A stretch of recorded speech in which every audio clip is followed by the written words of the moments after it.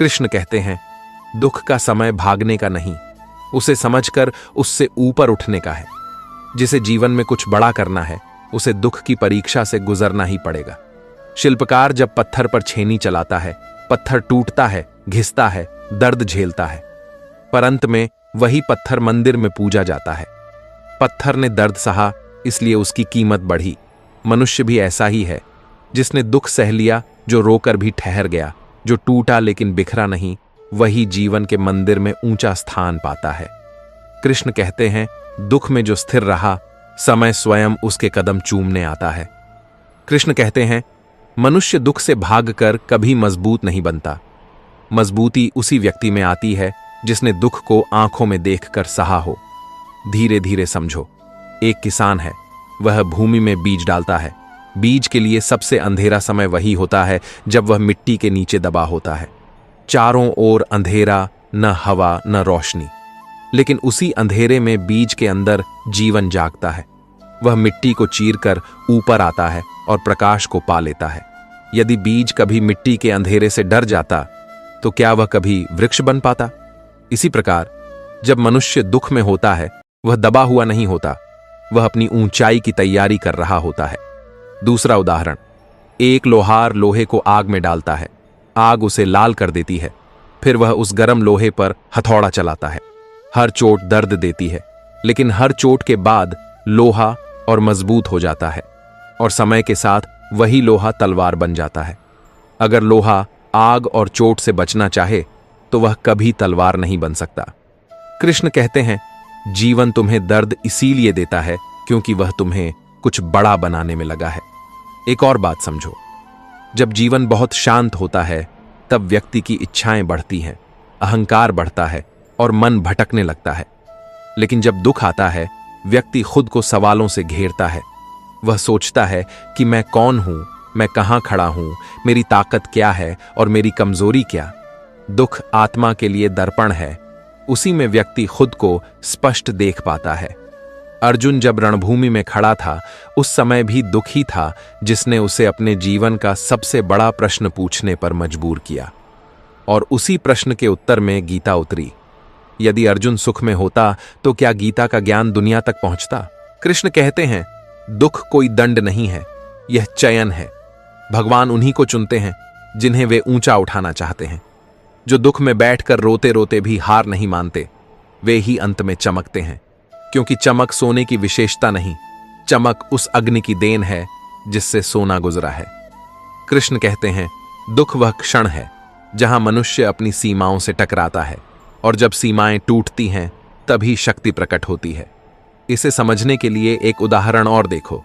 एक नदी है, शांत बह रही है, थोड़ा सा भी कूड़ा करकट डाल दो, उसका प्रवाह बदल जाता है, क्योंकि उसका जल स्थिर नहीं, कमजोर है। लेकिन वही नदी जब पहाड़ की चट्टानों से टकराती है, तब उसका जल प्रचंड हो जाता है, उसका मार्ग साफ हो जाता है, वह अपना रास्ता खुद काटती चली जाती है। पत्थर उसके सामने टिक नहीं पाते। कभी सोचा है यह शक्ति कहां से आई? चट्टानों से टकराने से, दबाव से, संघर्ष से। ठीक इसी प्रकार दुख तुम्हारे जीवन की चट्टान है, उससे टकराने के बाद ही तुम अपने वास्तविक प्रवाह में आते हो। एक और उदाहरण समझो। एक मां अपने बच्चे को चलना सिखाती है। बच्चा गिरता है, चोट खाता है, रोता है। मां उसे उठाती है, पर उसे चलना खुद सीखना होता है। अगर वह गिरने के डर से चलना ही छोड़ दे, तो क्या वह कभी चल पाएगा? दुख जीवन का वही गिरना है जिसे सहकर व्यक्ति संभलना सीखता है। कृष्ण कहते हैं, जिसे जीवन में कोई ठोकर नहीं लगी, उसने कुछ भी नहीं सीखा, और जिसने दुख को समझ लिया, उसने जीवन को समझ लिया। एक और बात बहुत ध्यान से सुनो। कभी कभी दुख इसलिए नहीं आता कि तुम कमजोर हो, दुख इसलिए आता है क्योंकि तुम अब बड़े होने वाले हो। बीज को वृक्ष बनने से पहले मिट्टी का भार सहना पड़ता है। इंसान को महान बनने से पहले परिस्थितियों का भार सहना पड़ता है। किसान जब फसल काटता है, तो पहले खेत साफ करता है, पुराना काटकर हटाता है, तभी नई फसल उगती है। दुख भी ऐसा ही है। यह जीवन से वह सब हटाता है जो तुम्हें कमजोर बना रहा है। गलत लोग, गलत सोच, गलत आदतें, गलत अहंकार, सब कुछ पिघलने लगता है, और फिर जो बचता है वह शुद्ध आत्मा है, जो प्रकाश में उठने के लिए तैयार है। कृष्ण कहते हैं, यदि दुख तुम्हें बदलने लगा है तो समझ लो कि तुम्हारा भाग्य आकार ले रहा है। दुख में रोने वाला मनुष्य जब अपने आंसू पोंछकर खड़ा होता है तब उसकी चाल बदल जाती है, उसका स्वभाव बदल जाता है, उसकी आंखों की चमक बदल जाती है। अब उसे गिरने का भय नहीं रहता, क्योंकि वह जान चुका है कि वह टूटा था पर वह बिखरा नहीं। कृष्ण कहते हैं कि दुख का समय मनुष्य के जीवन की वह घड़ी है जब उसका असली स्वभाव प्रकट होता है। जब सब कुछ हमारे अनुसार चलता है तब हम स्वयं को बहुत ज्ञानवान मानते हैं, पर उस ज्ञान की सच्ची परीक्षा तब होती है जब परिस्थितियां अचानक हमारे विरुद्ध खड़ी हो जाती हैं। जिस दिन मनुष्य दुख को समझकर उसे स्वीकार करना सीख लेता है, उसी दिन उसकी आत्मा जागने लगती है। ध्यान से समझो। एक विद्यार्थी को देखो, जब तक परीक्षा नहीं आती वह अपने ज्ञान के बारे में उत्साहित रहता है, पर परीक्षा आने पर ही यह स्पष्ट होता है कि उसने जो सीखा था वह कितना भीतर तक समाया है। इसी प्रकार दुख जीवन की परीक्षा है, जिससे पता चलता है कि मनुष्य कौन है और उसकी दृढ़ता कितनी है। एक उदाहरण और समझो। एक तालाब है जिसमें वर्षों तक पानी जमा हुआ है। पानी शांत है पर उसमें जीवन नहीं है। वह स्थिर है पर गंधयुक्त हो जाता है। पर वही पानी जब एक नदी की धारा में बहता है, चट्टानों से टकराता है, मोड़ लेता है, गिरता है, उठता है, तो वह जल निर्मल और जीवंत हो जाता है। दुख वही चट्टान है जो जीवन को गतिशील बनाती है। कृष्ण कहते हैं कि दुख मनुष्य को उस स्थान पर ले जाता है जहां वह अपने आप से प्रश्न करता है, और जब मनुष्य स्वयं से प्रश्न करता है तब आत्मा उत्तर देने लगती है। यही वह क्षण है जब भीतर प्रकाश फूटता है। अगर मनुष्य उस क्षण रो रहा है तो रोने दो, क्योंकि यह रोना टेकने का रोना नहीं बल्कि बदलने का रोना है। यह रोना आत्मा की धुलाई है। अब एक और गहरा उदाहरण ध्यान से सुनो। एक मूर्तिकार एक पत्थर को लेकर उसे तराशना शुरू करता है। वह उसी पत्थर पर बार बार प्रहार करता है। जब पत्थर पर चोट पड़ती है तो दर्द होता है, दरारें बनती हैं, कण गिरते हैं, पर मूर्तिकार को पता है कि इस पत्थर में मूर्ति छिपी है। पत्थर को यह पता नहीं होता कि यह दर्द उसे पवित्र बना रहा है। जब तक पत्थर खुद को दर्द से जोड़कर देखता रहेगा, उसे लगेगा कि उसके साथ अन्याय हो रहा है। पर जब वह यह समझ जाएगा कि वही चोट उसे मंदिर में प्रतिष्ठित होने योग्य बना रही है, तब वह दर्द भी वरदान लगने लगेगा। कृष्ण कहते हैं, दुख तुम्हें तोड़ने नहीं आता, दुख तुम्हें तराशने आता है। तुम अभी जिस स्थिति से गुजर रहे हो, शायद तुम समझ नहीं पा रहे हो कि इसका उद्देश्य क्या है, पर समय आने पर तुम समझोगे कि यही दर्द तुम्हें उस व्यक्ति में बदल रहा था जो तुम बनने के लिए जन्मे थे। एक और दृश्य समझो। एक मां अपने बच्चे को पहली बार चलना सिखाती है। बच्चा चलता है, गिर जाता है, रोता है। मां उसे फिर उठाती है। फिर बच्चा चलता है, फिर गिरता है, फिर रोता है। यही क्रम चलता रहता है। अगर बच्चा एक बार गिरने पर चलना छोड़ दे तो वह जीवन भर नहीं चल पाएगा।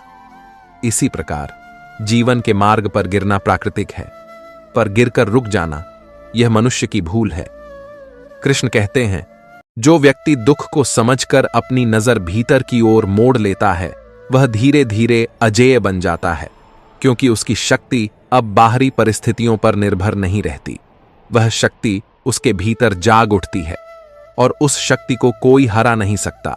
जब मनुष्य दुख में रोता है तो वह भीतर की कठोरता को पिघलाता है, और जो व्यक्ति अंदर से नरम होता है वह ईश्वर के ज्ञान को ग्रहण करने योग्य हो जाता है। इसलिए कृष्ण कहते हैं, दुख में रोना कमजोरी नहीं, यह आत्मा का खुलना है। कृष्ण कहते हैं कि जब मनुष्य दुख का अनुभव करता है तब वह वास्तव में जीवन के सत्य को जानने के निकट पहुंचता है। सुख मनुष्य को बाहर की दुनिया दिखाता है, लेकिन दुख मनुष्य को अपने भीतर की दुनिया दिखाता है। सुख में मनुष्य दूसरों पर निर्भर होता है, लेकिन दुख में मनुष्य स्वयं का सहारा ढूंढता है, और यही क्षण उसके जीवन का मोड़ बनता है। एक उदाहरण समझो। एक युवक था जिसका जीवन बहुत सरल था। परिवार अच्छा, लोग सहयोगी, परिस्थितियां अनुकूल। उसे लगता था कि वह बहुत समझदार है, कि दुनिया को वह पूरी तरह समझ चुका है। लेकिन एक समय ऐसा आया जब व्यापार में हानि हुई। लोग साथ छोड़ने लगे और जीवन टूटने जैसा लगने लगा। वह रातों को जागकर सोचता था, मैं कहाँ गलत हो गया। एक दिन वह अकेले बैठा, चुप रहा, किसी से कुछ नहीं बोला। उस रात पहली बार उसके भीतर प्रश्न उठा, क्या मैं अपने जीवन का आधार बाहर बना रहा था? दुख ने उसकी सोच को भीतर की ओर मोड़ दिया। समय के साथ उसने अपनी गलतियां पहचानी, अपने अहंकार को गिराया, धीरे धीरे प्रयास पुनः शुरू किया। कुछ साल बाद वही व्यक्ति पहले से अधिक स्थिर, परिपक्व और संतुलित हो गया। यह परिवर्तन सुख ने नहीं किया था, यह परिवर्तन दुख की देन था। कृष्ण कहते हैं, दुख आत्मा का शिक्षक है। जिसने दुख को समझ लिया, उसे कोई और शिक्षा की आवश्यकता नहीं रहती। दुख मनुष्य को यह सिखाता है कि जो चीजें वह स्थायी मान रहा था, वे वास्तव में अस्थायी हैं। रिश्ते, परिस्थितियां, सफलता, असफलता, मान सम्मान, अपमान सब बदलते रहते हैं, लेकिन मन का केंद्र, आत्मा की शांति, यह बदली नहीं जाती।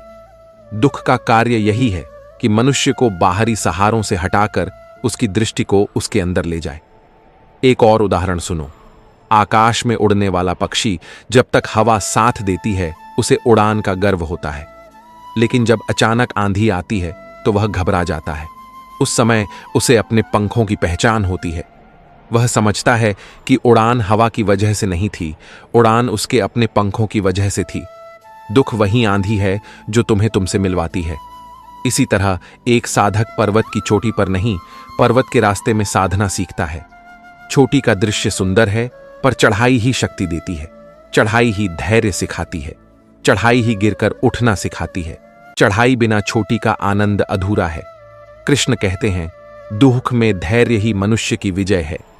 अगर तुम रोते हुए भी आगे बढ़ते रहे तो कोई शक्ति तुम्हें रोक नहीं सकती, क्योंकि अब तुम्हारी शक्ति बाहरी नहीं, भीतर की हो चुकी है। जिस दिन मनुष्य दुख को बोझ की जगह समझ की दृष्टि से देखना शुरू कर देता है, उसी दिन से उसका भाग्य बदलने लगता है, क्योंकि दुख अब उसे तोड़ नहीं रहा होता, वह उसे गढ़ रहा होता है। वह उसे उस रूप में ढाल रहा होता है जो अभी दिखाई नहीं देता, पर भविष्य में चमकेगा और लोग कहेंगे कि इस व्यक्ति में कुछ अद्भुत है। और मन में एक धीमी आवाज कहेगी, यह अद्भुत का जन्म दुख की उस रात में हुआ था जब सब कुछ खत्म लगता था और तुमने फिर भी उठने का निर्णय लिया था। कृष्ण कहते हैं कि दुख का समय मनुष्य को उसकी परतों से मुक्त करता है। जैसे एक फल में बीज छिपा होता है, वैसे ही मनुष्य के भीतर सामर्थ्य छिपा होता है, पर वह सामर्थ्य तब तक प्रकट नहीं होता जब तक जीवन उसे परिस्थितियों की आग में परखता नहीं। दुख मनुष्य को भीतर से झकझोरता है, उसकी सोच को हिलाता है, उसकी निश्चितताओं को तोड़ता है और उसे उस सत्य के सामने खड़ा करता है जिसे वह लंबे समय तक नजरअंदाज करता रहा था। सुख मनुष्य को आराम देता है, लेकिन दुख उसे जगाता है। जब मनुष्य के पास सब कुछ होता है, उसे लगता है कि वह नियंत्रक है, पर जब परिस्थितियां उसके हाथ से निकल जाती हैं, तब वह पहली बार असल में समझता है कि जीवन कितना विशाल है और वह स्वयं कितना छोटा। यही समझ विनम्रता लाती है, और विनम्रता ही ज्ञान का पहला द्वार है। कृष्ण कहते हैं, दुख कोई दंड नहीं है, यह चयन है। भगवान उन्हीं को चुनते हैं जिन्हें वे ऊंचा उठाना चाहते हैं। जो दुख में बैठकर रोते रोते भी हार नहीं मानते, वे ही अंत में चमकते हैं, क्योंकि चमक सोने की विशेषता नहीं, चमक उस अग्नि की देन है जिससे सोना गुजरा है। कृष्ण कहते हैं, दुख वह क्षण है जहां मनुष्य अपनी सीमाओं से टकराता है, और जब सीमाएं टूटती हैं तभी शक्ति प्रकट होती है। इसे समझने के लिए एक उदाहरण और देखो। एक नदी है, शांत बह रही है, थोड़ा सा भी कूड़ा करकट डाल दो, उसका प्रवाह बदल जाता है, क्योंकि उसका जल स्थिर नहीं, कमजोर है। लेकिन वही नदी जब पहाड़ की चट्टानों से टकराती है, तब उसका जल प्रचंड हो जाता है, उसका मार्ग साफ हो जाता है, वह अपना रास्ता खुद काटती चली जाती है। पत्थर उसके सामने टिक नहीं पाते। कभी सोचा है यह शक्ति कहां से आई? चट्टानों से टकराने से, दबाव से, संघर्ष से। ठीक इसी प्रकार दुख तुम्हारे जीवन की चट्टान है, उसे टकराने के बाद ही तुम अपने वास्तविक प्रवाह में आते हो। एक और उदाहरण समझो। एक मां अपने बच्चे को चलना सिखाती है। बच्चा गिरता है, चोट खाता है, रोता है। मां उसे उठाती है, पर उसे चलना खुद सीखना होता है। अगर वह गिरने के डर से चलना ही छोड़ दे, तो क्या वह कभी चल पाएगा? दुख जीवन का वही गिरना है जिसे सहकर व्यक्ति संभलना सीखता है। कृष्ण कहते हैं, जिसे जीवन में कोई ठोकर नहीं लगी उसने कुछ भी नहीं सीखा, और जिसने दुख को समझ लिया उसने जीवन को समझ लिया। एक उदाहरण जीवन से ही ले लो। एक व्यक्ति था जिसके पास धन था, प्रतिष्ठा थी, परिवार था, लोग थे। जीवन के हर मोड़ पर उसे लगता था कि उसकी पहचान उसकी उपलब्धियों से है। लेकिन एक समय ऐसा आया जब व्यापार गिरा, परिवार में असहमति बढ़ी, लोगों का साथ छूटने लगा।